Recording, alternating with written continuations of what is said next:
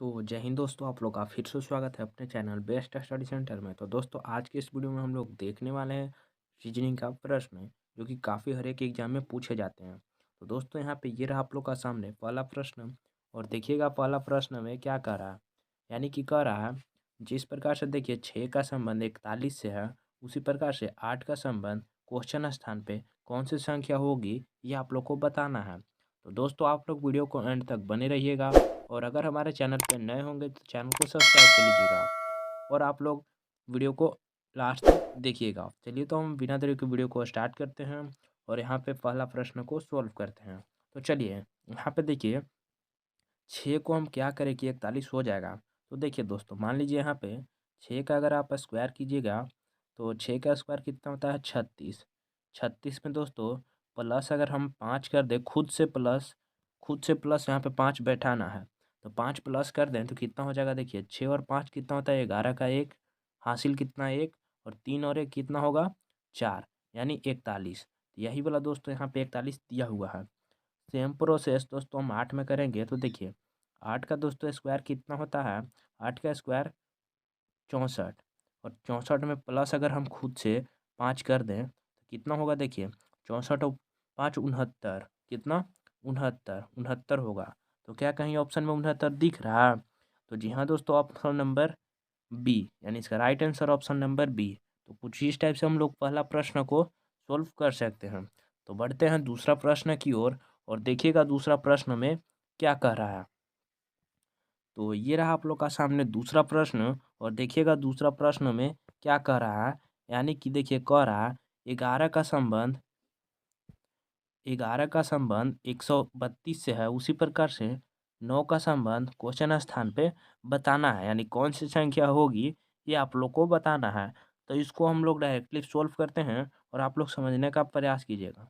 चलिए, तो आप लोग ध्यान से देखिएगा। देखिए यहाँ पे 11 में हम क्या करें कि 132 हो जाएगा। तो दोस्तों यहाँ पे मान लीजिए 11 को हम स्क्वायर करके देखते हैं। तो 11 के स्क्वायर अगर मान लीजिए हम करते हैं तो कितना होगा। तो देखिए 11 का स्क्वायर 121, लेकिन 121 को हम क्या करें कि 32 हो जाएगा। तो यहाँ पे मान लीजिए अगर खुद से हम प्लस 11 करें तो क्या होगा, देखिएगा। तो एक और एक कितना होता है 2, और 2 और एक कितना होगा 3, और एक यही वाला यानी 132। तो हम 11 पर अगर प्लस कर रहे हैं इसमें तो कितना होगा 132, यानी यही वाला दोस्तों यहाँ पे 132 दिया हुआ है।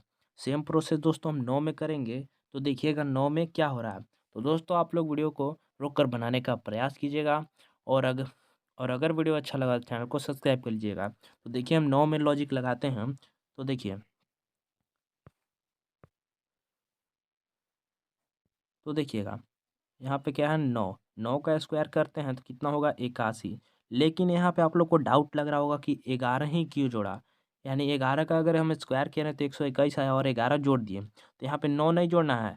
यहाँ पे भी क्या प्लस करना है, 11 ही प्लस करना है। कितना प्लस 11 ही। तो यहाँ पे एक और एक कितना होता है 2, और 8 और एक कितना होगा 9, यानी 92। क्या कहीं ऑप्शन में 92 दिख रहा है? तो जी हाँ दोस्तों, ऑप्शन नंबर सी, यानी इसका राइट आंसर हम कह सकते हैं ऑप्शन नंबर सी। तो कुछ इस टाइप से हम लोग दूसरा प्रश्न को सोल्व कर सकते हैं। तो बढ़ते हैं तीसरा प्रश्न की ओर। तो ये रहा आप लोग का सामने तीसरा प्रश्न, और देखिएगा तीसरा प्रश्न में क्या कर रहा है। यानी कि देखिए कह रहा है जिस प्रकार से 18 का संबंध 54 से है, उसी प्रकार से 25 का संबंध क्वेश्चन स्थान में बताना है। तो चलिए, तो इसको हम लोग डायरेक्टली सोल्व करते हैं। और वीडियो रोक कर आप लोग बनाने का प्रयास कीजिएगा। तो कमेंट में आंसर ज़रूर बताइएगा। तो देखिए यहाँ पे कितना है 18। ठीक है, 18 को हम क्या करें कि 54 हो जाएगा। तो यहाँ पे किसी के मन में चल रहा होगा 18 गुने अगर 3 करते हैं तो कितना होगा, 3 अट्ठे 3 के 24 के 4 हासिल 2, और 3 एकम 3 और 2 5, यानी 54। यानी 3 गुना कर रहे हैं 18 को, 3 गुना कर रहे हैं तो 54 आ जा रहा है। उसी प्रकार से मान लीजिए हम 25 गुने अगर 3 करते हैं तो कितना होगा 75, लेकिन ऑप्शन में 75 नहीं है। तो ये दोस्तों लॉजिक गलत हो जाएगा। तो यहाँ पे देखिए दूसरा लॉजिक क्या है। अ,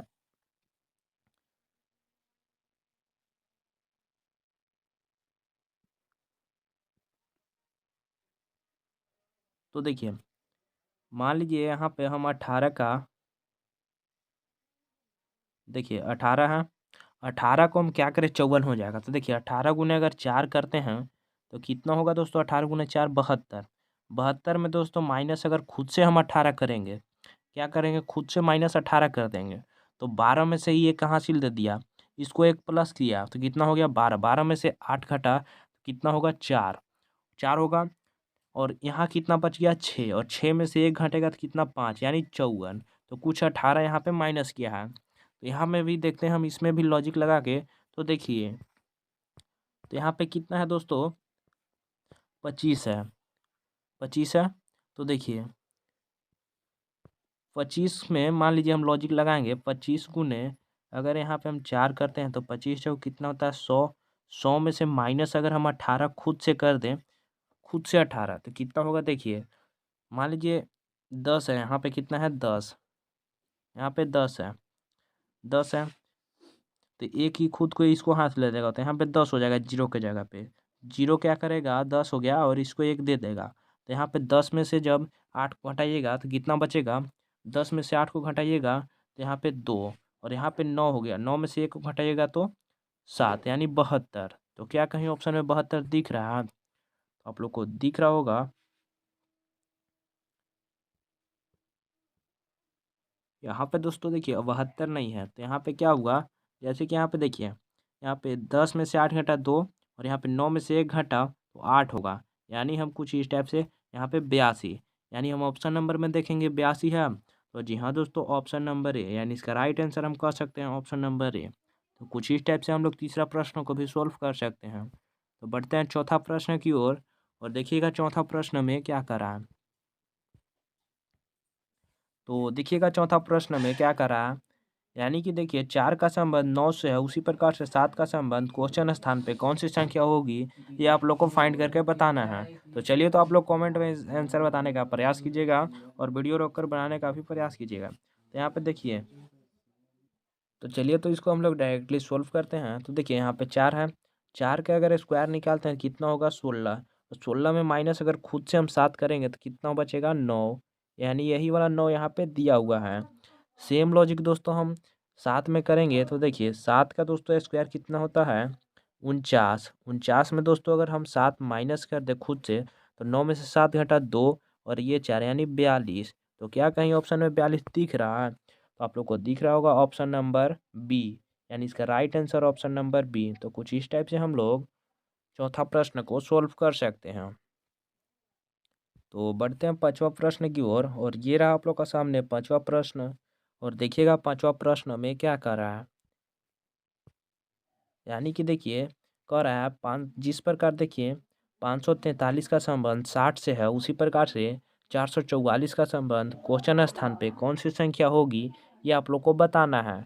तो चलिए, तो इसको हम लोग डायरेक्टली सोल्व करेंगे और यहाँ पे लॉजिक लगाएंगे। तो देखिए यहाँ पे हम ये तीनों अंक को मान लीजिए लिखते हैं 543, और ये तीनों को अगर आपस में जोड़ेंगे तो 5 4 9, 9 और 3 कितना होता है 12, लेकिन यहाँ पे हमको 60 चाहिए।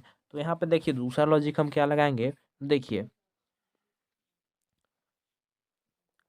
तो देखिएगा, मान लीजिए यहाँ पे कितना है 543, 43।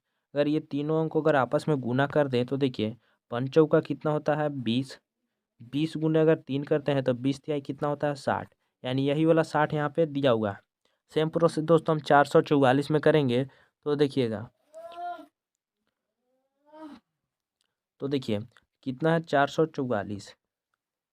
अगर ये तीनों अंक को अगर आपस में फिर से गुना करेंगे तो कितना आएगा, देखिए 9 चौके 36, लेकिन यहाँ पे 4 है, यानी 4 चौके 16, 16 गुने अगर 4 करेंगे तो कितना होगा, 16 चौके कितना होता है दोस्तों, यानी 64। 16 चौके कितना होता है 64, यानी हम कह सकते हैं इसका राइट आंसर होगा ऑप्शन नंबर बी। यानी कुछ इस टाइप से हम लोग पांचवा प्रश्न को सॉल्व कर सकते हैं। तो आज तक यही मिलते हैं नेक्स्ट वीडियो में। Thank you.